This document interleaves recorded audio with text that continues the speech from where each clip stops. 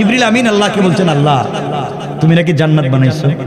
আল্লাহ বলছেন, জিবরাইল বানাইছি তো একটা জান্নাত বিশাল। আল্লাহ আমার একটু দেও না, শুধু জান্নাতটা দেখে আসি।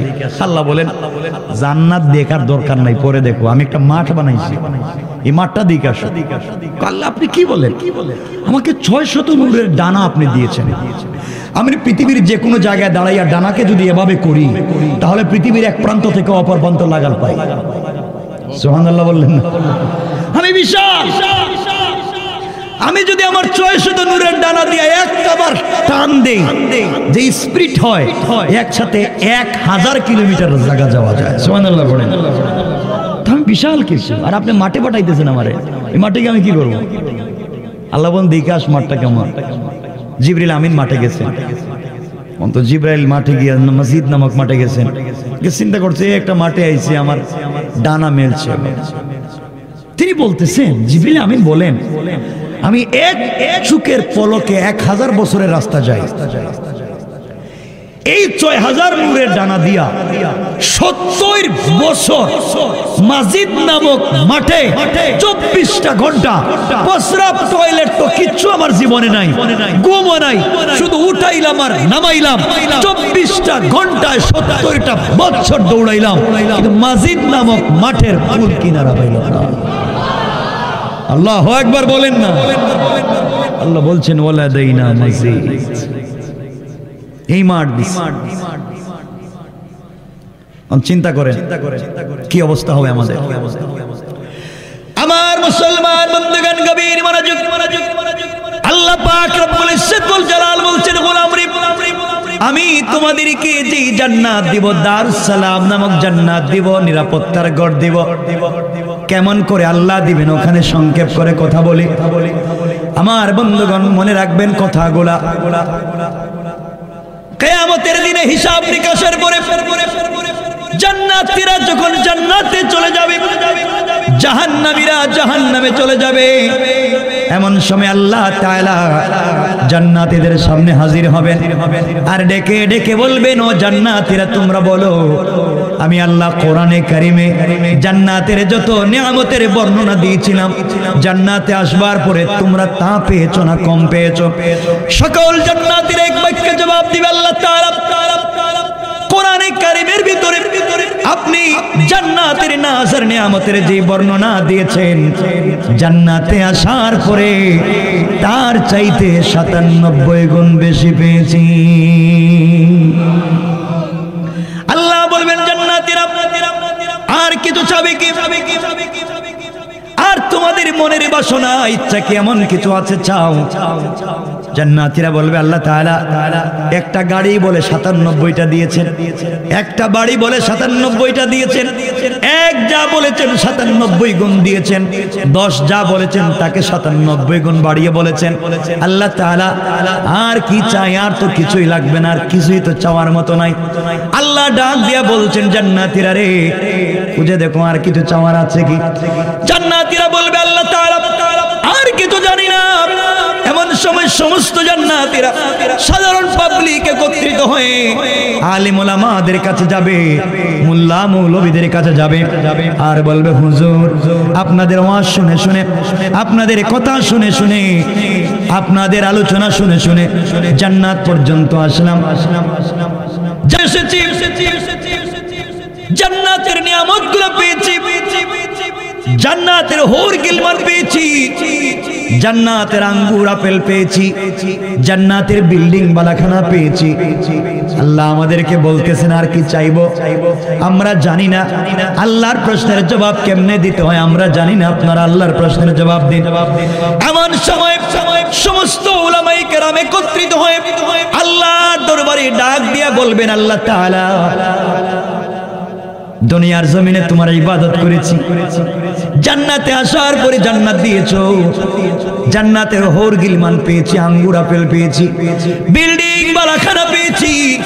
আপনি যা বলেছেন 97 গুণ বেশি পেয়েছি আল্লাহ তাআলা।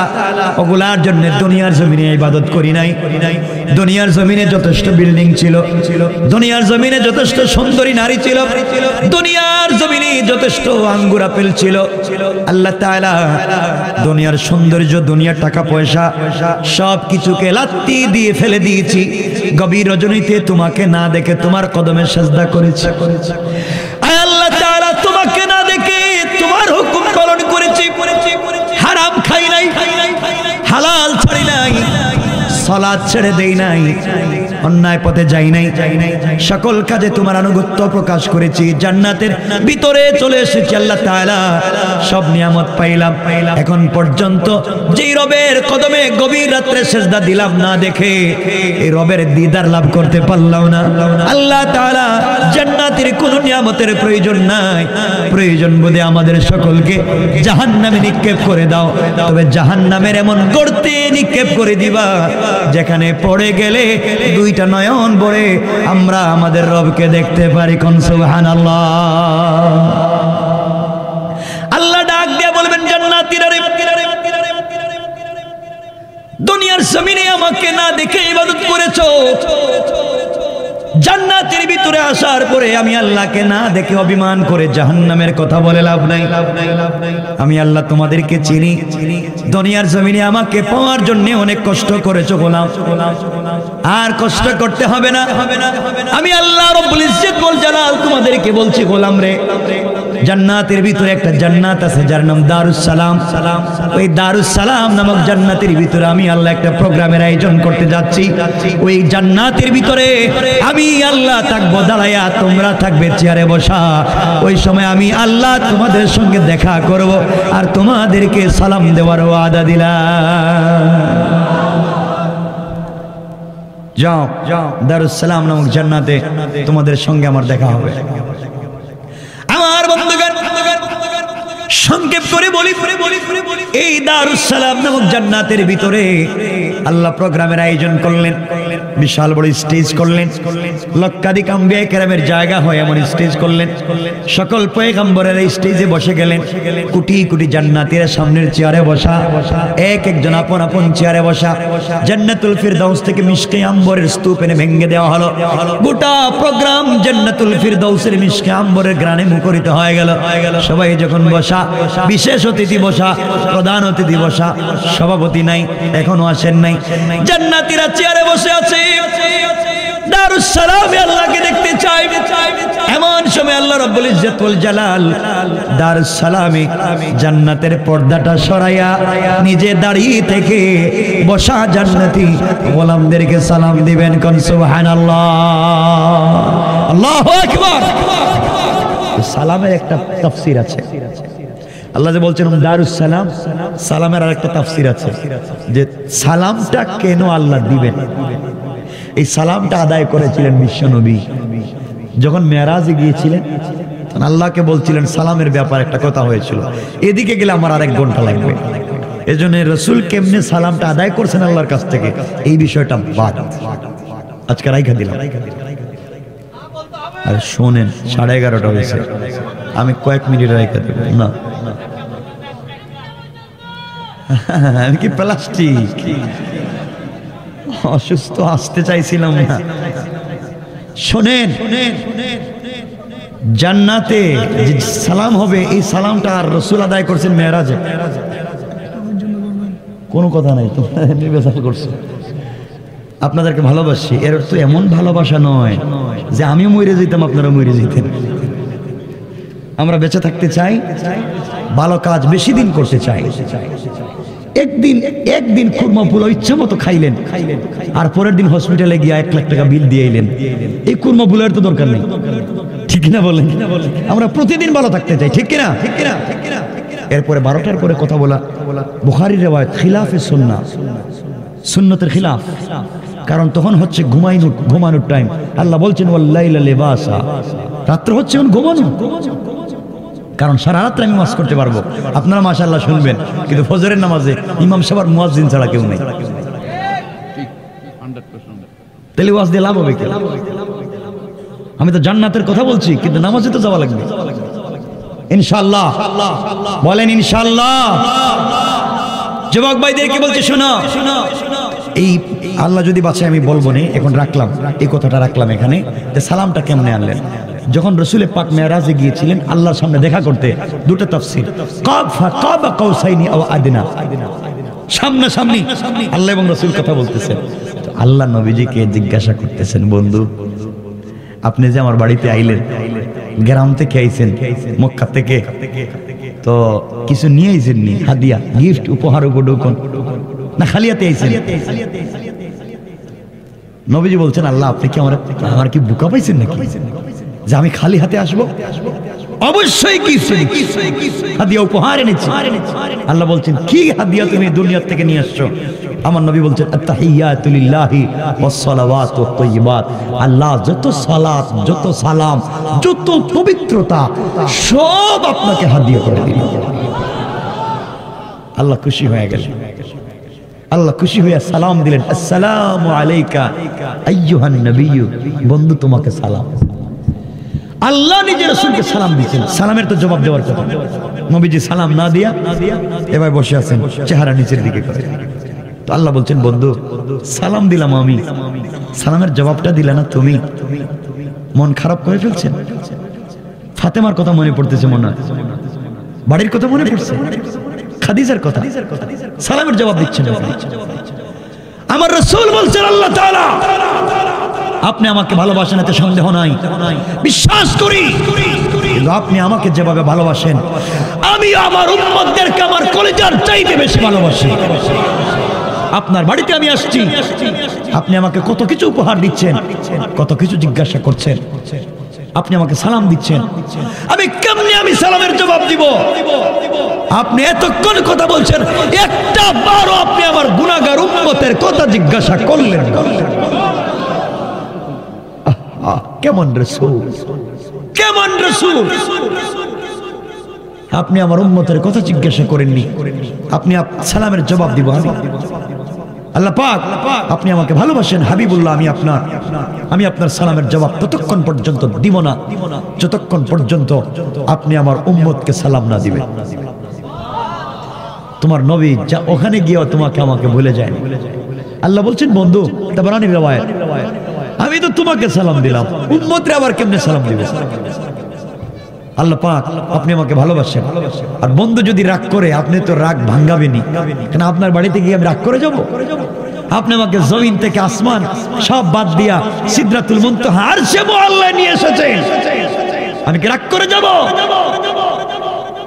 আপনি আমার উম্মতকে সালাম দেন, জানায় দিলেন, আওয়াজ হলো, আসসালামু আলাইনা ওয়া আলা ইবাদিল্লাহিস সালিহিন, সকল ইবাদের সালেহ গোলামদের জন্য সালাম। আপনারা তো খুশি হয়ে গেছে। নবীজি বলেন, আল্লাহ মানি নাই সালাম। নবীজি বলছেন, আল্লাহ সালাম মানি না। কেন? আমার নবী বললেন, আল্লাহ তাআলা আপনার বাড়িতে আমি এসেছি, আপনি আমাকে সরাসরি সামনাসামনি সালাম দিয়েছেন। আমার উম্মতকে কই কোথায় কে বাসঘাটা বসে রয়েছে, কক্সবাজারে বসে রয়েছে, আপনি এখান থেকে বলেন আসসালামু আলাইনা, এদের কাছে কে সালাম দিল? এভাবে সালাম আমি মানি না। আমার উম্মতকে অবশ্যই আপনি সরাসরি সালাম দিতে হবে। আল্লাহ কোথায় লিখুন, বাড়ি বাড়ি যাবো আমি, গ্রামে গ্রামে কে সালাম দেব? আমার নবী বলছেন, আল্লাহ তাআলা কেমনে সালাম দিবেন আমি জানি না, তবে সামনাসামনি সালাম চাই, এরপরে আমি জবাব দিব।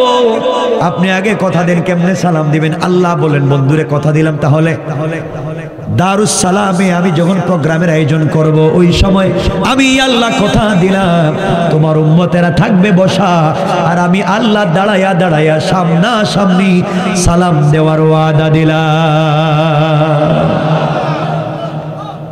নবীজি মুস্কি মুস্কি হাসেন, বলেন, আল্লাহ আপনি তো ওয়াদা দিয়েছেন সালাম দিবেন মানি, কিন্তু ওয়ালাকিন লিয়াতমাইন্না কলবি, আমার মনে শান্তি পাইতেছি না।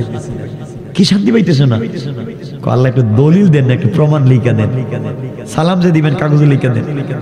আল্লাহ বলছেন বন্ধু আমার কথা বিশ্বাস হয় না, আমি বলছি মিথ্যা বলছি? আল্লাহ না, আপনি তো সত্য বলেছেন দিবেন, একটু প্রমাণ দেন না, কেন লেখা দিয়ে দেন, কাগজে কলমে থাকুক। সুবহানাল্লাহ বললেন।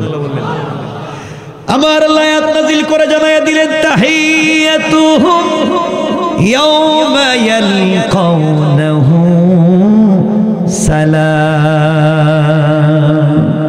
ও আমার বন্ধু, দারুস সালামে তোমার উম্মতের সঙ্গে যখন দেখা হবে, মুলাকাত হবে, আমি আল্লাহ সালাম দেওয়ার ওয়াদা দিলাম।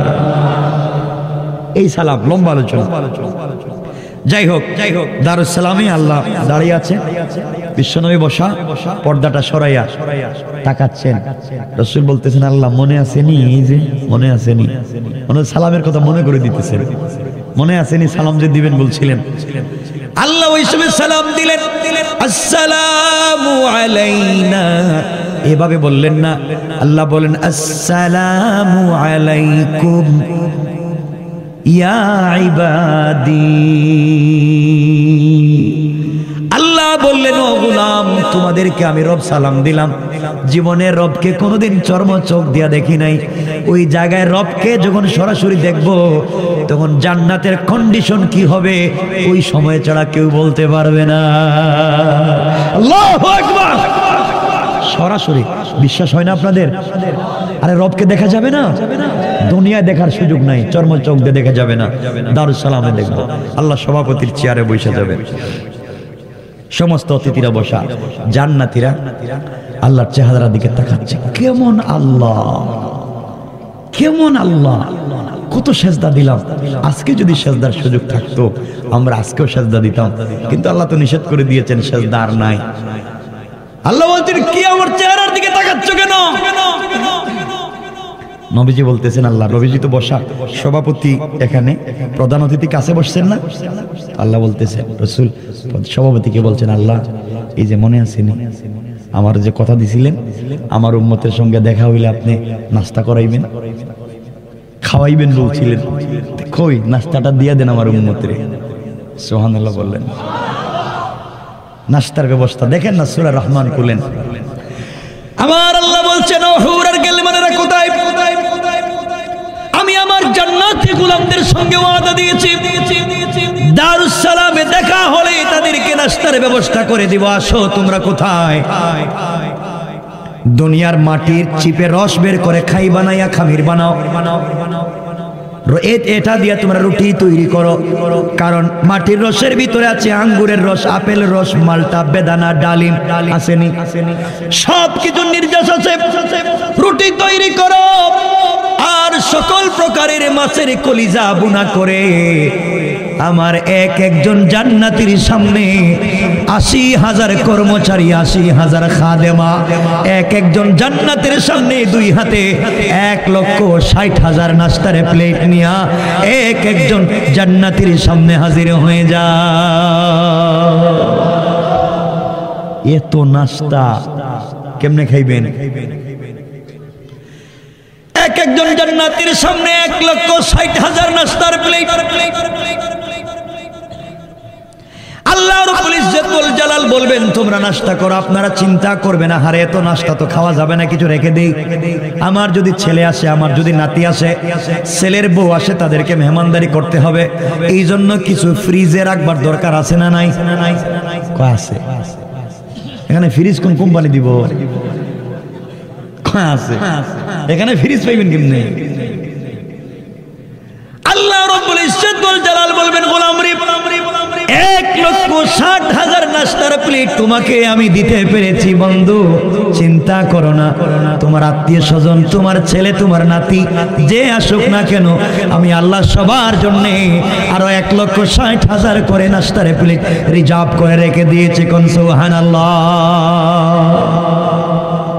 এবার জান্নাতীরা নাস্তার প্লেট হাতে নিয়ে, কাঁটা চামচ তো চিনেন আপনারা, কাঁটা চামচ ধরেন, কাঁটা চামচ দিয়া নাস্তাটা একটু মুখে দেওয়ার চেষ্টা করতেছে, একটু খাবে খাবে। ওমা আপনারা আমার চেহারার দিকে যে বাটে তাকাইতেছেন, মনে হইতেছে আমি খাইতেছি, মনে হয় আমি পাইলাম। এইভাবে একটু খাবেন খাবেন অপেক্ষা করতেছেন, মুখে দিবেন। এমন সময় আল্লাহ বলছেন কোথায় আজকের বিশেষ অতিথি? ইসরাফিল কোথায়, দাঁড়াও, আমার হামদে বারি তাআলা একটু পড়ো, আমার প্রশংসা পড়ো, আমার গোলামেরা শোনো। ইসরাফিল দাঁড়িয়ে যাবেন, হামদে বারি তাআলা পড়া শুরু করবেন, হামদে বারি বলতে লাগবেন। এমন সময় জান্নাতীরা নাশতার প্লেট রেখে দিয়া ইসরাফিলের চেহারার দিকে তাকাই আল্লাহকে ডাক দিয়া বলবে, আল্লাহ তাআলা, দুনিয়ার জমিনে কত হামদে বারি তাআলা শুনছি, এত মধুর কণ্ঠে শুনে নাই। আয় আল্লাহ তাআলা, এত মধুর কণ্ঠ আমরা পৃথিবীর জমিনে শুনি নাই। তোমার নাশতার প্রয়োজন নাই, জান্নাতের আর কোনো নিয়ামতের প্রয়োজন নাই।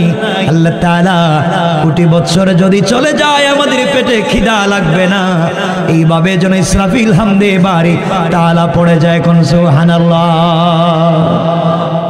আল্লাহ বলবেন, জান্নাতীরা এর চাইতে একটু স্মার্ট আর একটু মধুর কণ্ঠে মোটিভেট করা একটা কণ্ঠ, তার চাইতে কি তেলাওয়াত শুনতে চান? আল্লাহ, এর চাইতেও চমৎকার কণ্ঠ আছে? আল্লাহ বলছেন, কেন থাকবে না? আমি হাদিসে কুদসিতে বলছি, মালা আইনুন রাআত ওয়ালা উযনুন সামিআত ওয়ালা খাতারা আলা কলবি বাশার। তোমরা যা চোখে দেখো নাই, চিন্তা করো নাই, তোমরা যা কোনোদিন চিন্তাও করো নাই, আমি তো এমন কিছু তোমাদেরকে জান্নাতে দেখাবো, শোনাবো। আয় আল্লাহ তাআলা এখন কি করবেন? আল্লাহ তাআলা ওই সময়ে প্রোগ্রামের বিশেষ অতিথি দাউদ আলাইহিস সালামকে বলবেন, দাউদ দাঁড়ায়া যাও, আমার কোরআন থেকে সূরা তাহা তিলাওয়াত করো। আল্লাহর পয়গম্বর দাউদ আলাইহিস সালাম দাঁড়ায়া আল্লাহর কোরআন থেকে যখন সূরা তাহা তিলাওয়াত শুরু করে দিবেন, এমন সময় সমস্ত জান্নাতীরা জান্নাতের ভিতরে পাগল হয়ে যাবে আর তাকায়া দেখবে দাউদ আলাইহিস সালামের একটা কণ্ঠ থেকে 70 প্রকারের মধুর আওয়াজ শোনা যায়। কণ্ঠ একটা, আওয়াজ বাইরেছে 70টা। জান্নাতীরা বলবে, আল্লাহ তাআলা, আর যে তেলাওয়াত শোনালেন দাউদের কণ্ঠের তেলাওয়াত চলতে থাকুক, বন্ধ করে দিয়েন না। আল্লাহ বলবেন, জান্নাতীরা রে, এর চাইতে মধুর কণ্ঠে কোন তেলাওয়াত শুনতে চাও কি? আল্লাহ তাআলা, এর চাইতে মধুর কণ্ঠ আছে কি আমরা জানি না। আল্লাহ বলবেন, শোনো রে, আমার কোরআনের জন্য ইসরাফিল কষ্ট করে নাই, আমার কোরআনের জন্য দাউদ কষ্ট করে নাই, আমার কোরআনের জন্য যেই নবী দান শহীদ করেছেন, মাথায় লোহার কড়া ঢুকিয়েছেন, আজকের প্রধান অতিথি বিশ্ব নবী এই মুহূর্তে তোমাদের সামনে আমার কোরআন থেকে সূরা ইয়াসিন তিলাওয়াত করে শোনাইয়া দিবে। আল্লাহু আকবার। আরে নবীজির কণ্ঠ কেমন হবে, কেমনে বুঝাই কণ্ঠ? নবীজি হযরত ইউসুফ আলাইহিস সালামকে মহিলারা দেখে হাত কাটছে না? ইউসুফ ছিলেন সাদা সুন্দর, আর আমার নবী ছিলেন লালচে সুন্দর, লাবণ্যময়ী। দুধে আলতা দিলে যে কালার হয়, দুধে আলতা, আমার নবীর চেহারা ছিল তেমন। পড়েন না সুবহানাল্লাহ। এই নবী, যেই নবী হাসলে চন্দ্র সূর্য অন্ধকার হয়ে যায়, যেই নবী অন্ধকারে মুচকি হাসলে দাঁতের আলোতে রাস্তা আলোকিত হয়ে যায়। সুবহানাল্লাহ পড়েন না। এই নবী তেলাওয়াত করবেন। আল্লাহু আকবার। কেমনে বুঝে আপনাদেরকে দারুস সালাম? 12টা হয়ে যাইতেছে, কিন্তু কেউ উঠবেন না। মাশাআল্লাহ বসে রয়েছেন, আমি হঠাৎ কথা বন্ধ করলে কেউ উঠবেন না। কথা আছে আপনাদের সাথে আরো কিছু কথা বলবো। আমার বন্ধুগণ, আমার ভাইরা, তো যাই হোক, আল্লাহ বলবেন, বিশ্বনবী আপনি দাঁড়ান, কোরআন থেকে তেলাওয়াত করেন। রাসূল পাক দাঁড়াবেন, সূরা ইয়াসিন তেলাওয়াত করবেন। আমার নবী দাঁড়িয়ে যখন সূরা ইয়াসিন তেলাওয়াত করবেন, জান্নাতীরা তাকায়া দেখবে বিশ্বনবীর কণ্ঠ এত মধুর, দাউদ আলাইহিস সালামের কণ্ঠ থেকে আরো কোটি কোটি গুণ বেশি মধুর শোনা যায়। আমার মুসলমান বন্ধুগণ, এক পর্যায়ে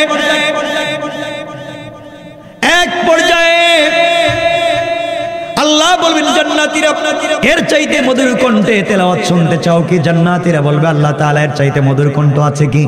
আল্লাহ বলবেন, এতদিন আমার কোরআন বিশ্ব নবীর কণ্ঠে শুনেছো, সাহাবায়ে কেরাম, তাবেঈন, তাবেঈন, আইম্মায়ে মুজতাহিদিন, সালফে সালেহিন, আকাবিরিন, উলামায়ে মুতাকাদ্দিমিন, মুতাআখিরিন, আসফিয়ায়ে কেরামের কণ্ঠে আমার কোরআন শুনেছো। আমার কোরআন কারি উবাইদুল্লাহ, আব্দুস সাত্তার, আব্দুল খালেকের কণ্ঠে শুনেছো।